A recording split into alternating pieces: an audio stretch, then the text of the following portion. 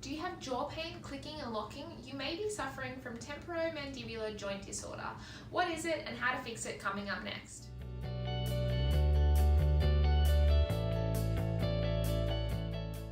Temporomandibular disorder, or TMJ disorder, is the most common cause of jaw pain. Here we have our model of the skull, and you can see the mandible or the jawbone coming in and joining the temporal bone, so temporomandibular joint. And what happens, this allows for you to open and close your mouth. It allows for talking, chewing, and a facial expression and things like that. It's a sliding hinge joint, so there is a little disc that sits in between here which can be responsible for when you're getting locking in your jaw. TMJ disorder is where you have dysfunction in the way that this joint is working. So we're thinking about the muscles, the joint, the ligaments, the tendons, all around that area. And it means that you can have altered mechanics in the way that that jaw is moving. With TMJ disorder, you can get pain in one or both sides of the jaw. You can get clicking, locking, you can even feel like you're getting earaches.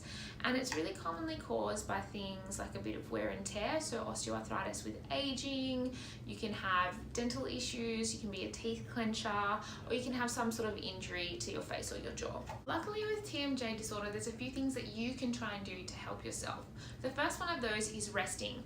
So that sounds a bit funny when we're talking about your jaw, but you want to try and avoid really hard and solid foods, you want to stop chewing gum and just avoid any unnecessary activity using that jaw. And the other thing that can be really helpful is self-massage. So getting into particularly the masseter muscle, which is running up here, and the temporalis muscle, which both contribute to mastication or using your jaw. So you can use your hands, you can grab some cream if you're going to find that more easy, and we're going to go across the fibers,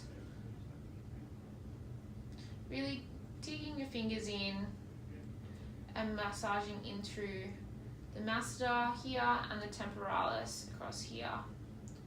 Really trying to relax those off.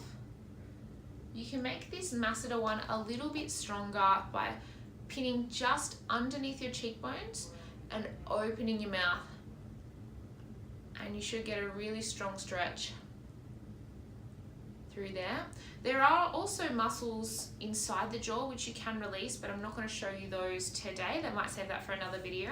And the other thing that you can do with TMJ troubles is do some exercise rehabilitation, so some strengthening in around the jaw and the neck. So the basic two exercises that I teach for TMJ disorder is about re-strengthening the opening and closing mechanisms of your jaw.